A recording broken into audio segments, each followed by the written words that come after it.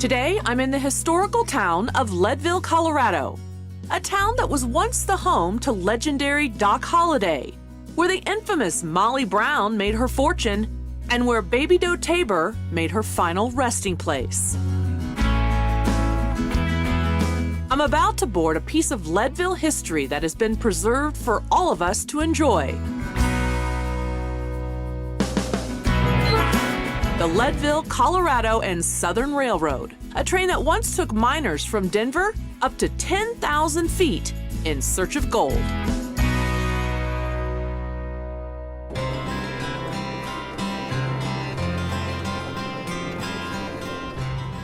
This train, they started in 1884. You had a lot of middle class, a lot of upper class people that would come up here. The Guggenheims were up here, of course the Tabors, the Browns. At one time, Leadville had the highest population of any city west of Mississippi, and it was one of 5 cities that was on the short list of becoming the state capital.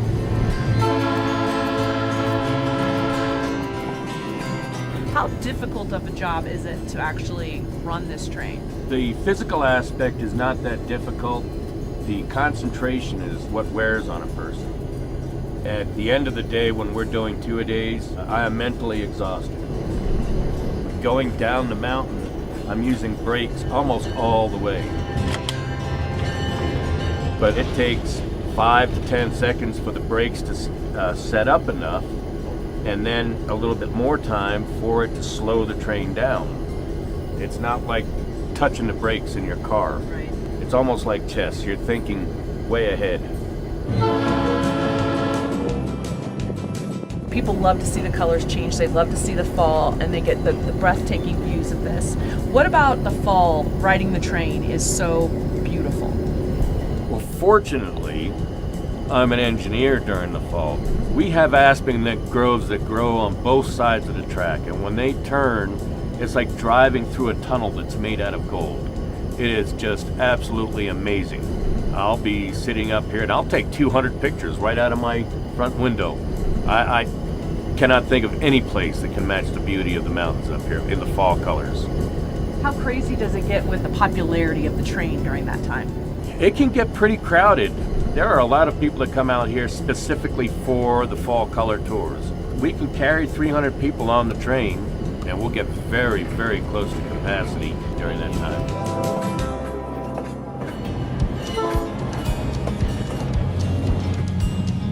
When it comes to the actual history of this train, I mean, it goes back as far as the 1800s. And then there was a time when it wasn't there. Could you kind of sort of explain a little bit of the culmination of where it started to how it got to today? So back in the 80s, a lot of Leadville's history revolves around mining, and specifically molybdenum up at the Climax mine. And when they shut down, it became a defunct line. My parents purchased it and turned it into a tourist railroad, and it's kind of a bittersweet and awesome time period, because while we had a number of highly skilled laborers who were unemployed, we got to take advantage and we became this gorgeous railroad.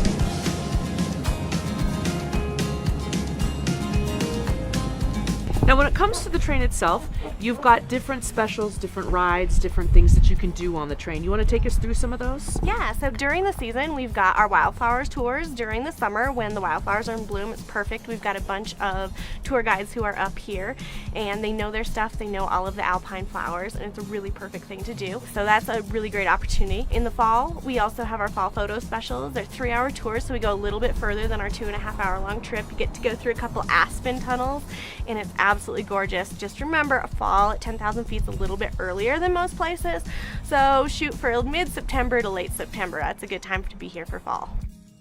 We do have great opportunities where you can go in the engine, you can go into the caboose rides, and also you can stand on the end of the caboose and get some totally unobstructed pictures. It's absolutely gorgeous out there.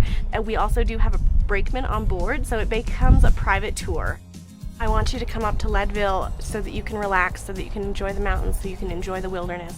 Now, for those of you who want a little bit more adventure, we do have zip lining tours, so it's a really great opportunity. A wonderful day trip that you don't have to sit on I-70 to go enjoy the mountains. Yes.